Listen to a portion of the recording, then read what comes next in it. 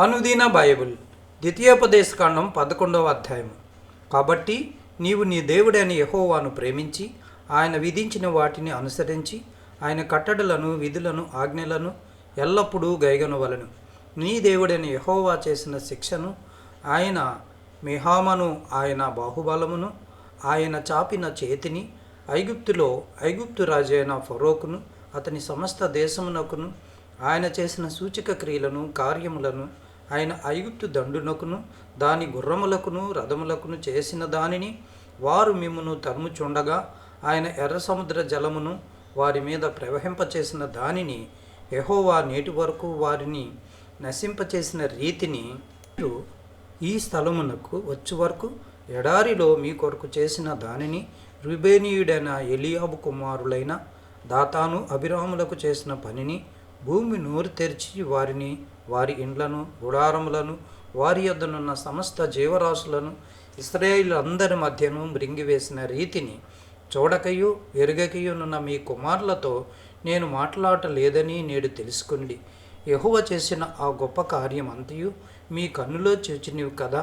మీరు బలము కలిగి స్వాధీనపరచుకొనుటకై నది దాటి వెళ్ళుచున్న ఆ దేశమందు ప్రవేశించి దాన్ని స్వాధీనపరచుకున్నట్లును యెహోవా వారికిని వారి సంతానమునకును దయచేసేదనని మీ పితరులతో ప్రమాణము చేసిన దేశమున, అనగా పాలు తేనెలు ప్రవహించు దేశమున మీరు దీర్ఘాయుష్మంతులగునట్లును నేను ఈ దినమున మీకు ఆజ్ఞాపించు ఆజ్ఞలన్నిటినీ మీరు గైకొనవలెను. మీరు స్వాధీనపరచుకొనబో దేశము మీరు బయలుదేరి వచ్చిన ఐగుప్తు దేశం వంటిది కాదు. అక్కడ నీవు విత్తనములు విత్తి కూర తోటకు నీరు కట్టినట్లు నీ కాళ్ళతో నీ చేలకు నీరు కట్టితివి. మీరు నది దాటి స్వాధీనపరచుకొనుటకు వెలుచున్న దేశము కొండలు లోయలు గల దేశం. అది ఆకాశ వర్ష జలము త్రాగును. అది నీ దేవుడైన యెహోవా లక్ష్యపెట్టు దేశము. నీ దేవుడైన యెహోవా కన్నులు సంవత్సరాది మొదలుకొని సంవత్సరాంతం వరకు ఎల్లప్పుడూ దాని మీద ఉండును. కాబట్టి మీ పూర్ణ హృదయముతోనూ పూర్ణ ఆత్మతోనూ మీ దేవుడైన యెహోవాను ప్రేమించి ఆయనను సేవింపవలనని నేడు నేను మీకిచ్చు ఆజ్ఞలను మీరు జాగ్రత్తగా వినిన యెడల మీ దేశమునకు వర్షము, అనగా తొలకరి వానను కడవరి వానను దాని కాలమున కురిపించెదను. అందువలన నీవు నీ ధాన్యమును నీ ద్రాక్షారసమును నీ నూనెను కూర్చుకొందువు. మరియు నీవు తిని తృప్తి పొందినట్లు మీ పశువుల కొరకు నీ చాలయందు గడ్డి మొలిపించెదను. మీ హృదయము మాయలలో చిక్కి త్రోవ విడిచి ఇతర దేవతలను పూజించి వాటికి నమస్కరింపకుండా మీరు జాగ్రత్త పడుడి. లేని ఎల్లా యెహోవా మీ మీద కోపపడి ఆకాశమును మూసివేయును. అప్పుడు వాన కురియదు, భూమి పండదు. యెహోవా మీకిచ్చుచున్న ఆ మంచి దేశమున ఉండకుండా మీరు శీఘ్రముగా నశించెదరు. కాబట్టి మీరు ఈ నా మాటలను మీ హృదయములోను మీ మనసులోను ఉంచుకొని వాటిని మీ చేతుల మీద సూచనలుగా కట్టుకొనవలను. అవి మీ కన్నుల నడుమ బాసికములుగా ఉండవలను.